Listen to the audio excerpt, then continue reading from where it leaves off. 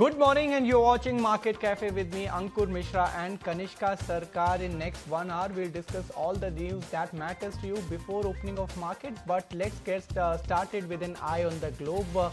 US market did show some kind of enthusiasm on Friday, Kanishka.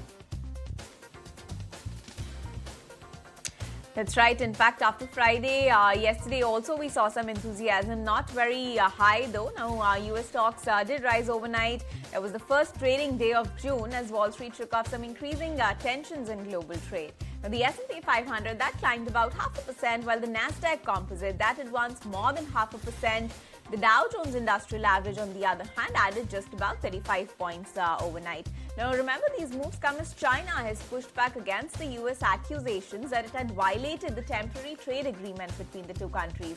Now, instead, it has blamed Washington for failing to uphold the deal, which is a sign that negotiations between the two largest economies are deteriorating. Meanwhile, tensions between the US and European Union also heightened after Trump said that he would double steel tariffs, as he said over the weekend, to about 50%. Now, the EU has warned that this undermines their negotiations. In fact, against this backdrop, steel stocks in the US rallied on the increased levies. Cleveland Cliffs surged about 23%, while Steel Dynamics and Nucor jumped both 10%. Now, remember, these moves come after Monday. S&P 500 closed out the month on Friday. The S&P 500 closed the month with more than 6% of gains, its best monthly performance since November 2023, whereas the Nasdaq that surged more than 9% for the month and Dow rose about 4%. But Ankur, how are things looking on the crude front? Yes, exactly. Commodities is on fire. Brent crude gains as much as around 4% earlier and settled around $65 a barrel. Similarly, if you talk about WTI, that was also nearing $63. Now, there are three factors which is paving the way for that. One, the trade tensions which are there, either you talk about Ukraine or you talk about US-China. That is also fueling the fire. Apart from that, there is also unwinding of the positions, and more than that, the weakening dollar is actually helping in commodities, which includes crude as well as gold. That was also nearing around $3,400 earlier. That's right. Now let's move on to some more top stories of the hour. Now, Russia has laid out tough demands at renewed peace talks with Ukraine in Istanbul on Monday, insisting that Kyiv cede more territory and scale back its military in exchange for ending the war. The talks lasted barely about an hour, which is the second round since 2022. But they did lead to humanitarian steps like prisoners of war exchanges and repatriating the dead. Now, Ukraine, which called Russia's terms unacceptable, has proposed another round of talks later this month. In fact, President Erdogan called this session a great meeting and hoped to host a summit with Putin, Zelensky and Trump in Turkey. But with Russia demanding NATO neutrality and legal recognition of annexed lands, a ceasefire remains elusive. Spoke to Ruslan In fact, we also spoke to Ruslan Botnik. Pointing out, we also spoke to Ruslan Botnik, Director, Ukrainian Institute of Politics, on the Russia-Ukraine peace talks. Let's listen into what he had to say. Both the sides are trying to play this game about ceasefire. Russia is stating demands for ceasefire because Russia is not willing to get into the trap of Minsk agreement like it was before 2014, 2022. Ukraine is stated on unconditional ceasefire because Ukraine is willing to just annihilate Russian previous preliminary demands. And Russia also insisting on some humanitarian topics in which Russia is in more stronger position than Ukraine. US is pushing dozens of countries to submit their best trade offers by Wednesday as it races towards a July 8 deadline to finalize a new deal. A draft letter from the US Trade Representative reveals that Washington wants details on tariffs, digital trade and economic security promises or risk a return of sweeping Liberation Day tariffs. So far, only one limited pact with Britain has materialized. This urgency comes amid a court challenge to the legality of Trump's wide-ranging tariff strategy. The White House says it's eyeing reciprocal tariff deals and fast. That's right. Now, moving on, as I was mentioning earlier, China has hit back at the US, claiming that it violated a Geneva trade deal, accusing Washington of breaching the agreement instead. Now, this follows Trump's post accusing Beijing of totally violating the deal.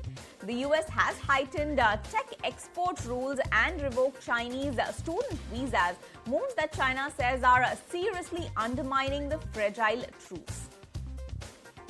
Meanwhile, the European Union has agreed to curb Chinese medical device manufacturer access to public procurement contracts, then that is worth over 5 million euros. The move is first action taken under the EU's International Procurement Instrument, a 2022 law that is promoting reciprocity in public procurement markets. An EU investigation found that Beijing discriminated against foreign firms. That's right. Moving on, U.S. Commerce Secretary Howard Lutnick is very optimistic about prospects for a trade deal between U.S. and India. He adds that he thinks trade negotiations have found a place that really works for both of the countries. Now, he said a deal is not too distant in the future during a U.S.-India Strategic Partnership Forum. He also said that India may get a more favorable term from being one of the first pacts agreed. Now, let's listen into what he had to say. I think to be in a very, very good place, and you should expect a deal between the United States and India in the not too distant future, because I think we found a place that really works for both countries. So you're pretty optimistic, it sounds like. I would say very optimistic, Very optimistic would be sort of the way it comes to mind. All right, after you heard this, there is also UK Trade Minister Jonathan Reynolds will meet US Trade Representative Greer in Paris today, and that will be there for a discussion, a tariff cutting deal now at risk, which is due to fresh US steel levies. The agreement, still not formal, faces delays as just Trump plans to hike steel tariffs from 25% to 50% this week. UK Steel says British producers could be hit, and Reynolds is also meeting EU and Indian officials in a push to ease red tape and finalize a free trade agreement with India. He called for evolving relationship with the G7 allies to protect exporters and unlock smoother trade.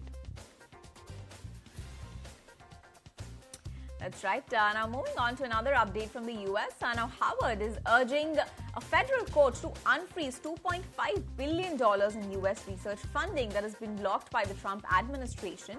The university says the freeze is affecting cancer, public health, and national security projects and violates free speech rights. Now, since mid-April, Howard has received nearly 1,000 freeze orders after it refused White House demands. Now, a court hearing is set for July 21st. All right, moving on, tech giant Microsoft is also cutting 100 more jobs just weeks after its largest layoff in years.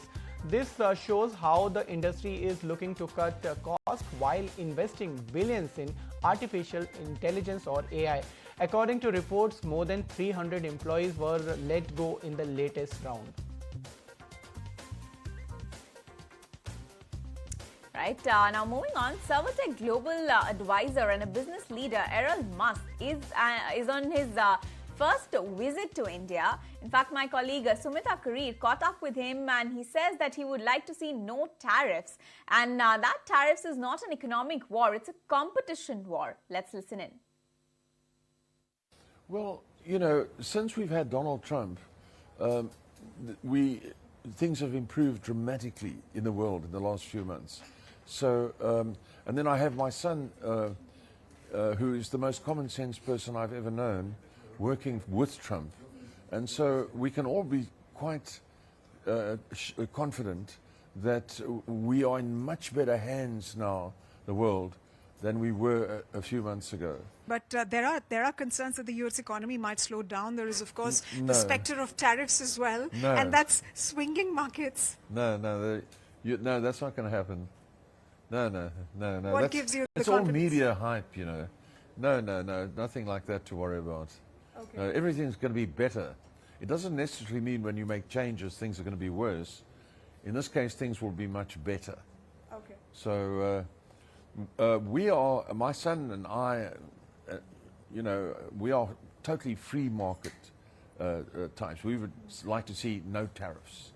But again, sometimes there's a need for a tariff, small tariff to cover costs and stuff, and it should be on both sides.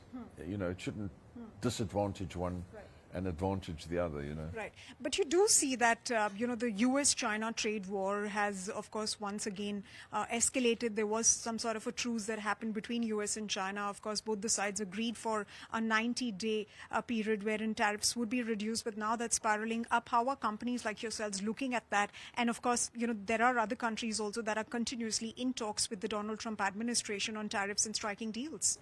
Well, yes, but competition, it's all about competition. And if there were no competition, well, then it would be a very boring world indeed. So, no, it's all about competition. It's not about, it's not a war. It's not an economic war. It's a competition war. India is growing exponentially. So, India is today one of the 4 biggest GDPs in the world. I think it's time India took its place among these others. And as I say, in many of these other places, they can easily be overtaken by companies like this. Let me also ask you about Mr. Musk, your son. You mentioned about him. There is a lot of buzz that Mr. Musk is going to set up a Tesla factory here in India. What have your conversations been with him on that front? And, Yes. what have you been told? Well, look, Tesla is a public company, so it's not. I can only give my personal opinion about Tesla. I can't speak. It's a public company, but I am surprised. I would have thought Tesla would have a gigafactory in India quite a long time ago, because it's an ideal place for. It's the ultimate right place for a gigafactory for Tesla. So that was Errol Musk, but my colleague Sumita also spoke to Prem Prakash, CEO of Servotech. Let's listen into what are the plans as the company eyes leadership in India's EV market. Errol comes with a lot of experience with respect to engineering, understanding about EV infrastructure.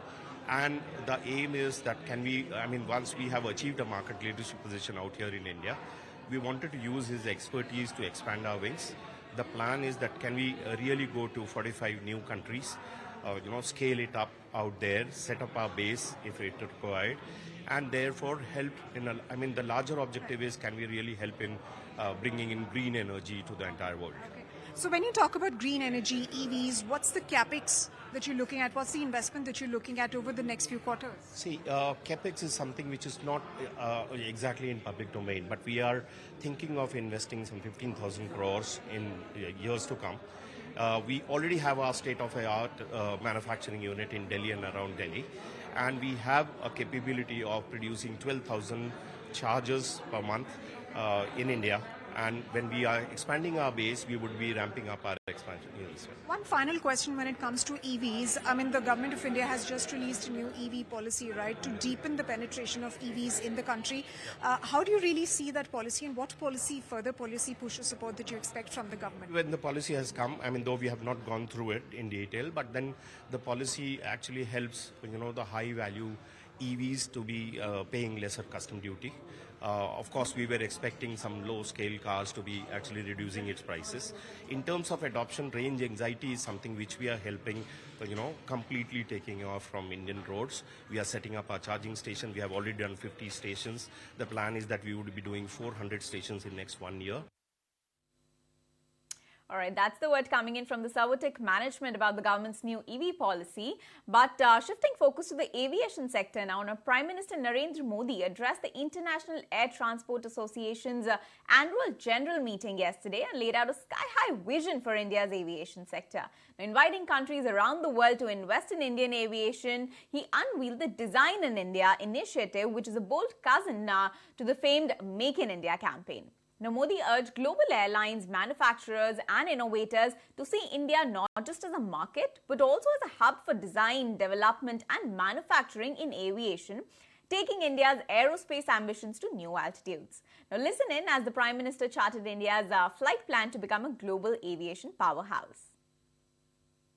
दुनिया की बड़ी aviation कंपनियों के लिए भी भारत में निवेश के लिए एक बेहतरीन अवसर है।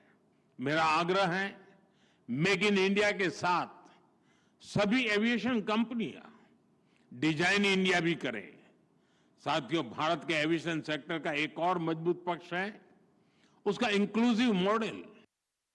हमारी एयरलाइंस भी लगातार डबल डिजिट ग्रोथ हासिल कर रही है।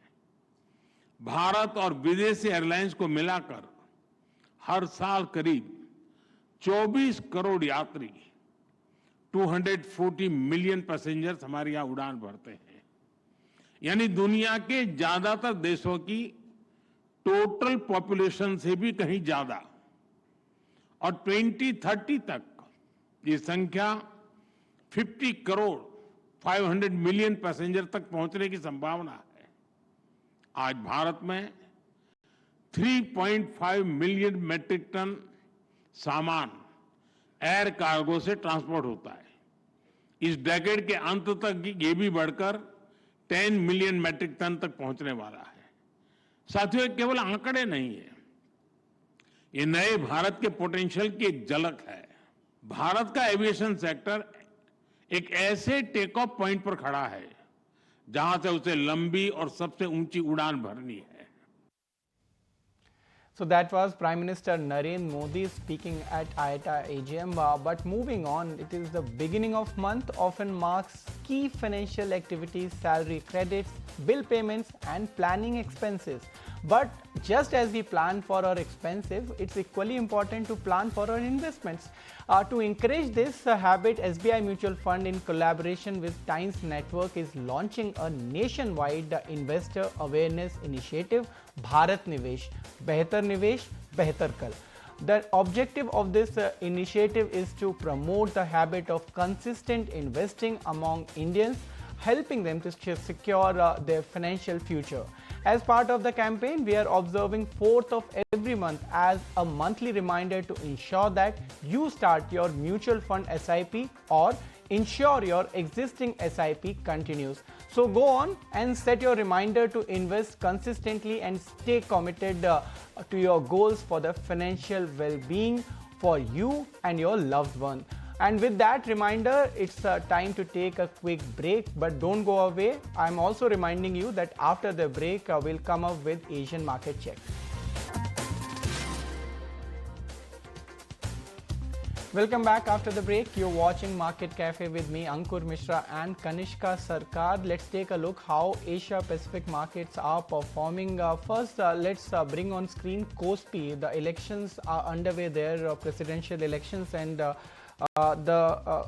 it is consideration that a front runner is Lee Jae Myung, who is leading the race, but the country will be voting today, and you can see that 0.25% downside you can see in the opening trade.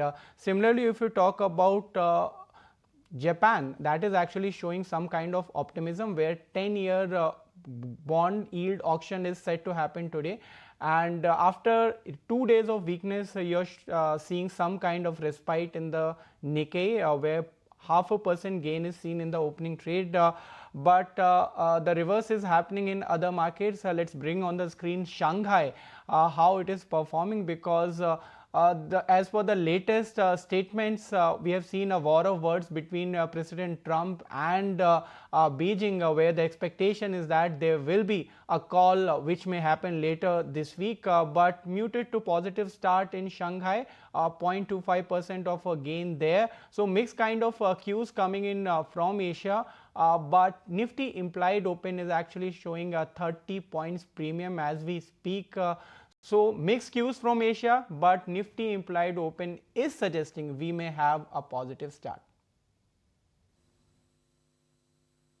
That's right. While we wait for that positive start to the markets, Ankur, let's shift focus to the world of sports then. Now, the 18th edition of world's biggest franchisee cricket tournament, Indian Premier League, is all set to get a new champion tonight, as both Royal Challengers Bengaluru and Punjab Kings will be fighting at Narendra Modi Stadium in Ahmedabad for their maiden IPL trophy. Both the teams have been consistent throughout the season. Now, this is an emotional one for Bengaluru. 18 seasons, no title. All eyes are on the talismanic Virat Kohli, the face of the franchisee, still wearing that iconic number 18 jersey. Now, it's 2025, the year when 18 becomes Bengaluru's lucky number. For Punjab, it's their second shot at IPL glory, powered by the fearless leadership and red-hot form of Shreyas Iyer, who's turned every game into a masterclass this season. This is surely going to be an unpredictable final tonight. Karishma filed this ground report from the venue earlier. Let's take a look. It's the big final at the Narendra Modi Stadium in Ahmedabad, IPL 2025. Royal Challengers Bengaluru versus Punjab Kings. Who is it going to be? Well, one thing is for sure that it is going to be a new team that is going to be crowned champions, and I could already hear people saying who they want to see champions here. कौन जीतेगा? RCB जीतेगा। RCB जीतेगा। आप भी यहाँ पर विराट का Jersey लेके खड़े हो, जबकि आप जर्सी बेच रहे हो, तो श्रेयस अय्यर की नहीं? नहीं, आरसीबी जीतेगा। आरसीबी जीतेगा। So the common sentiment is that RCB is going to win, and a lot of cricket fans, especially Virat Kohli and Bengaluru fans are saying that this is season number 18. Virat Kohli's number is 18. RCB. So this has to be RCB's season. They are going to be crowned champions for the very first time. They are only playing in their fourth final, while Punjab, on the other hand, have only played a final once before in 2014, and now they are going to be playing in their second final. Remember, it was RCB versus Punjab Kings in the qualifier 1 as well, in which Punjab Kings lost. They came back, they defeated Mumbai Indians, and then went on to become the second finalist of IPL 2025. Just to show you how Narendra Modi Stadium looks at this moment, it is, of course, dipped in red color, which is the color of RCB, and also Punjab Kings. More people here, I'll try and speak to them as well. क्या कहना चाहेंगे? क्या लगता है, विराट जीतेगा या पंजाब जीतेगी या बेंगलुरु? लग तो रहा है पंजाब, लग रहा है पंजाब के साथ है। पंजाब में से फेवरेट प्लेयर अय्यर ही, अभी तो अय्यर ही फॉर्म में, अय्यर के साथ रिपोर्टिंग हेड कोच है, तो पंजाब का पलड़ा थोड़ा भारी है। आप लोगों को क्या लगता है कि बेंगलुरु और पंजाब में क्या होने वाला है? बेंगलुरु जीतेगा। बेंगलुरु जीतेगा।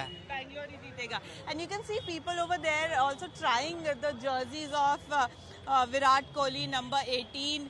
यहाँ पे भी we can see number 18 Virat Kohli jersey there.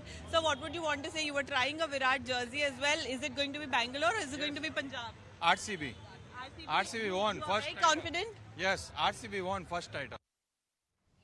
Yes, all eyes will be there on that IPL final later today evening.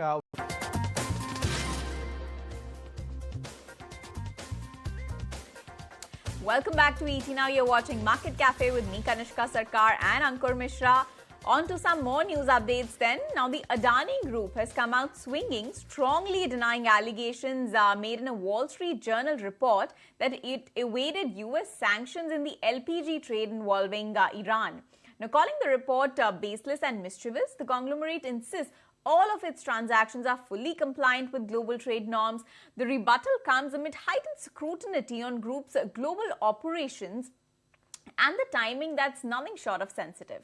Our correspondent Anurag Joshi joins us now with more on the war of words and what this could mean for Adani Global's credibility, especially with international investors watching the move very closely.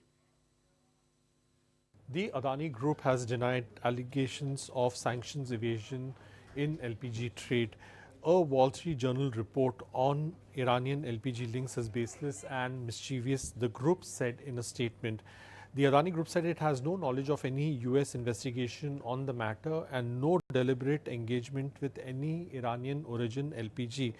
The Adani Group says that no cargo from Iran has been handled at any Adani ports, and the group does not deal with Iranian flagged or owned vessels. The LPG revenue is only 1.46% of its FY25 consolidated revenue. The Adani Group said that all LPG imports are compliant with US and international sanction laws, and its suppliers undergo due diligence and are not on the OFAC sanctions list. The LPG logistics are also handled by third-party global firms, the group said. Thanks, Anurag, for putting that into perspective. And in a bid to boost rural credit flow, the government is working on an all-new metric, the Grameen Credit Score. Think of it as a Desi Sibyl for the heartland, designated to unlock loans for borrowers, and that is beyond the formal financial net. The move aims to formalize credit-worthy line as in Bharat, where traditional income proofs often don't tell the full story. From farmers to micro entrepreneurs, millions stand to benefit this course big, because my colleague Prakash has actually analyzed how this will help everyone. Let's go across to Prakash for the same. The government is trying to improve rural credit demand, and therefore several efforts are being made. Now sources are indicating that the government is likely to launch a new credit score system for rural borrowers very soon. A very significant development coming in. In fact, we are given to understand that a process to launch Grameen Credit Score to spur rural credit demand at final stage. In fact, the Finance Ministry has held meeting with the public sector banks, financial institutions and RBI officials on the proposed system. PSBs are waiting formal approval from the RBI to launch the new system. In fact, the scheme was announced by the Finance Minister in Budget 2025-26, and the government is planning to bring rural borrowers under the formal credit system through the Grameen Credit Score. Rural borrowers will be provided easy credit based on the score, and idea is to provide necessary help to banks and financial institutions to bring down their NPA in rural areas. As per the latest survey, nearly 31% of farmers still borrow from informal and non-financial institutions, and therefore government is planning to launch a new credit score system to bring down to bring all such borrowers under the formal system. All right, thank you, Prakash, for getting us all those details. Let's shift focus to the EV space then. Now, the Heavy Industries Ministry has released the guidelines for electric vehicle scheme yesterday. That was announced last year. Now, the guidelines say that the government will invest more than 4,000 crore rupees over the next 3 years. Sameer Dikshit is here with all the details. So the government has finally released the guidelines of the new electric vehicle policy that aims to transform the country into a global EV manufacturing hub. And as per the guidelines, that focuses on the entire motive of this guideline or the new EV policy is that there has to be a significant investment in electric car manufacturing. There has to be investment in the research and development space, and also the investment should be there in the charging infrastructure as well. So that's the primary purpose. But the guidelines mention some of the interesting part as well, that if you are looking to invest in India, then certain relaxations will also be given to the global EV players. For example, as per the new EV policy, the companies can import the CPU, that is called a completely built unit. 8,000 is the maximum cap of these electric cars that can be imported by a company at a reduced or a lower tariff of just 15% for 5 years. So that relaxation or the attractive point is there. But the clause is that this particular company has to make a minimum investment of roughly around 4,200 crore or approx $500 million. That is the minimum investment that the company has to make in the EV manufacturing space. And once the company gets the approval, within 3 years, they have to start the manufacturing of the EVs in India. As far as the Make in India mission is concerned, so government has given a special emphasis on boosting the localization component as well. And these clauses have been it is a part of these new guidelines that for the first 3 years, 25% of local component sourcing will be there. then that has to be scaled up to 50% in the next 5 years. So these sort of clause or the guidelines that has been released, and the primary purpose is to make India a sort of a global EV manufacturing hub. But most importantly, the entire exercise was revolving around the big question that whether Tesla is going to invest, is going to set up a manufacturing unit here in India or not. So on this particular question, what we are getting to know from the sources that Tesla has not shown any keen interest to set up manufacturing unit in India. Tesla is now indicating to have showrooms in India and sell the cars here in India, in the Indian auto market. But no interest or any sort of commitment is coming in from Tesla when it comes to the manufacturing in India or setting up a similar unit here in India. Update. We also caught up with Nalini Kant Golagunta, CEO of Mahindra Automotive, on their auto sales trend and guidance for the coming months. He says that he is positive on delivering mid to high teens growth in SUV volumes. Let's listen into what he had to say. We've had a great May. So we built about 52,431 SUVs, which gives us a growth of about 21%. Which is in line with what we put out in the analyst presentation in May, that we'll do mid to high teens growth. Our portfolio continues to have very strong traction in the market.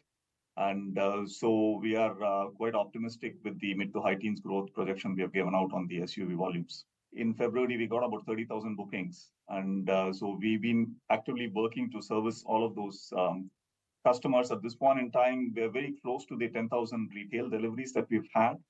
And if you go back and see the April numbers, we don't have the final May numbers, and we'll get to that on EV. But our revenue market share was north of 33%, and that made us number one. So we continue to see similar traction going forward. And we have an operationalized capacity of about 5,000 vehicles per month, and we have strong bookings to back that. All right, then let's keep it with the auto space. And Rakesh Sharma, who's the ED at Bajaj Auto, discussed with us the impact of global economic scenario on the company. And he also touched upon the scope for price cuts going forward. He says that price cuts in entry-level bike segment isn't really sustainable. Let's listen in. A lot of moves in the Latin American continent that is really helping us. Asia is also steady. I think the cost environment is steady, though there is a headwind we are facing with the rupee appreciating a little bit. So that takes away. But the cost environment is, with the noble metals being slightly up, but the base metals slightly being down. There are things which are up and down, but overall, the cost environment is looking steady. Entry-level bikes, certainly from a top-line perspective, they constitute about 48% of the Indian industry. That is reducing, that contribution is reducing, but at a very slow pace. We will go for market share in this area as long as it is a blue ocean. Currently, it is red ocean, and we find that if we have to optimize growth, competitive position, and profitability, we find that that optimization is not possible in the bottom half.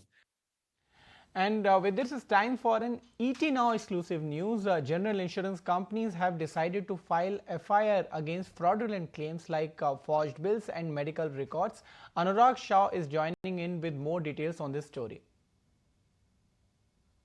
There is an immense pressure on insurance companies from PMO, DFS and IRDA to make health insurance affordable, and premium should not increase drastically. So one of the reasons for increase in premium is medical inflation, but according to insurance companies, the fraudulent claim is also a big burden. So as per our sources, at the industry level, general insurance industry has decided to file FIRs to take a legal action on fraudulent claims, even if the claim amount is of smaller size, even if the fraud committed is not of large amount. So now, IIB is sending triggers to insurance companies.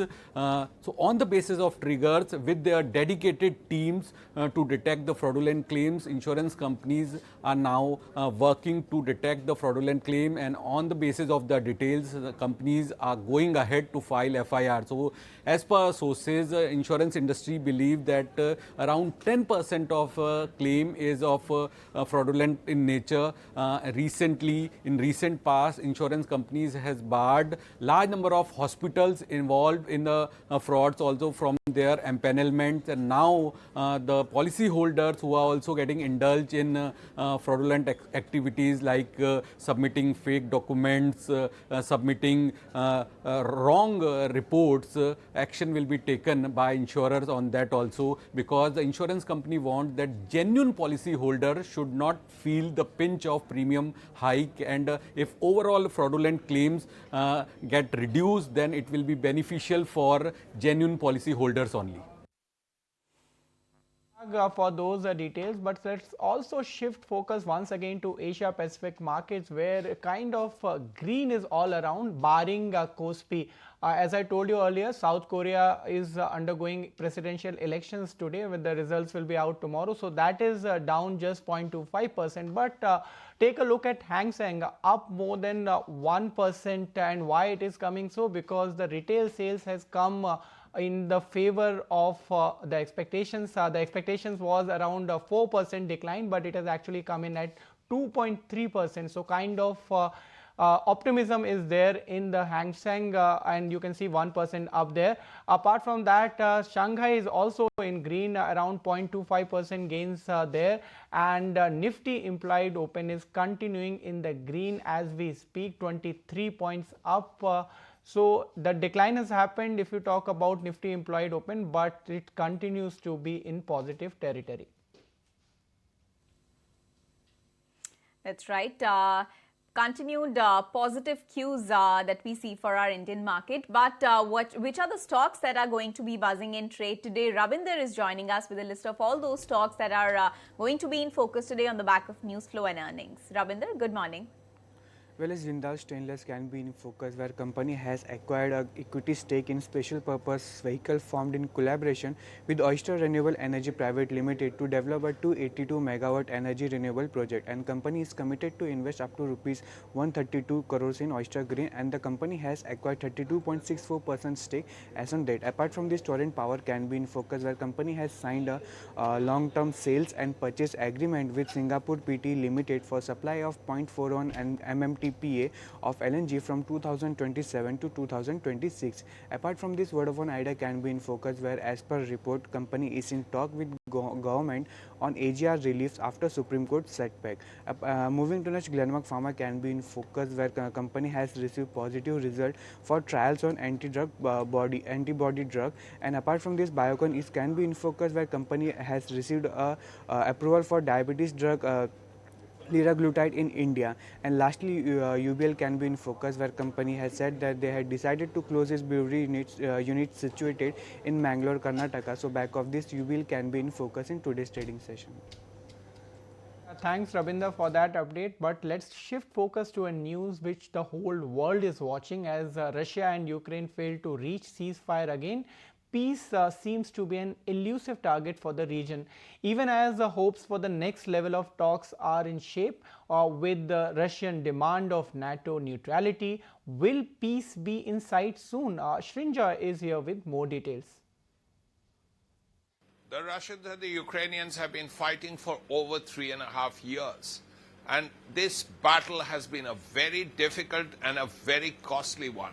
In terms of human lives, the cost has been enormous. Now, of course, there are efforts to ensure that peace returns to the area after a long time. But as of now, despite efforts by the Americans, despite efforts by even the Turks, it is still a difficult proposition, because the primary issue really relates to land. Russia wants Luhansk, Donetsk, and one or two other areas. Russia already has all of the Crimea, which it occupied a while ago. Ukraine still believes that Crimea and Luhansk and Donetsk is Ukrainian territory. So if that is so, that is a clear difference of opinion. One of the two sides will have to give in. That's really the first thing. On the positive side, yes, they are talking, and that's very important. They are talking face to face. It's better to talk than not to talk, and that's a principal point. Besides that, yes, there have been an exchange of prisoners, of the sick, of the wounded, of the very young. All of that has happened, and these are positive signs. One only hopes that this exchange of prisoners and one or two other positive signs leads to something bigger, to a more expansive agreement eventually. But for that, we will only have to hope, and we only have to wait. All right, that's the latest coming in on Russia-Ukraine talks. But let's shift focus back to markets again. Now, let's listen into what BofA Securities had to say and where they see markets heading and the next big opportunities they see in the emerging markets. 2 to 3 years since the invasion of Ukraine, we've been rebuilding our defences. We've realised that Europe needs to be able to step up and provide support to Ukraine. But I think what's caused the sector over the last 6 months to go particularly parabolic is that Europe has woken up to the fact that we're entering a decade of hard power, right? Europe as a region has historically relied very heavily on soft power, and as a result, we've just allowed our defence industrial base to get to a very, very depleted level, whether that be around operational readiness, whether that be around inventory. And I think the real trigger that we had here in Europe was not being invited to the peace negotiations, those initial peace negotiations between the US and Russia about Ukraine. And it was that event, that realization, that we just weren't being taken seriously as a threat or a negotiating power. And so what we've seen since is most countries in Europe now stepping up, announcing much higher levels of defence spending. That's going to culminate at the end of June. So at the end of June, we have the NATO Leaders Summit, which is going to be at The Hague in Europe, so the last week in June. And what I think we will see there, we will see the NATO alliance announce 3.5% of GDP as a target for defence spending, plus 1.5% on defence-related items, whether that be cybersecurity, whether that be infrastructure. So it's just... Shifting focus to the news, according to White House Press Secretary, US President Donald Trump and Chinese counterpart Xi Jinping are likely to hold talks this week. This development comes after Trump accused China of breaching a deal negotiated between officials of the two nations in the Geneva last month. That was to roll out the tariffs which were imposed, and in fact that has been stayed for 90 days. Moving on, the all-party delegation led by Congress MP Shashi Tharoor met with Federal Deputy Philip Barros, the President of Committee on Foreign Affairs and National Defense of the Brazilian Chambers of Deputies. The high-level all-party delegation arrived in Brazil on June 1.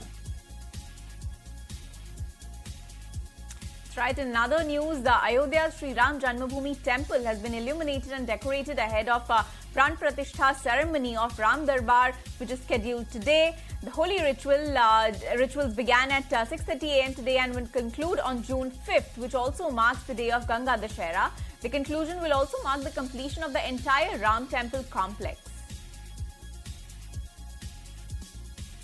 Moving on, Australian cricketer Glenn Maxwell has announced his retirement from ODI cricket after 13 years, which included 2 World Cup victories and record-breaking performances.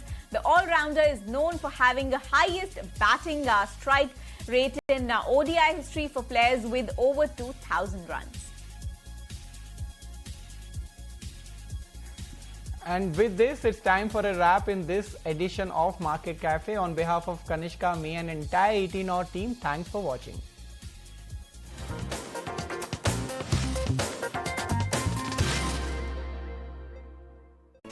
If you like this video, then like, share and subscribe to ET Now.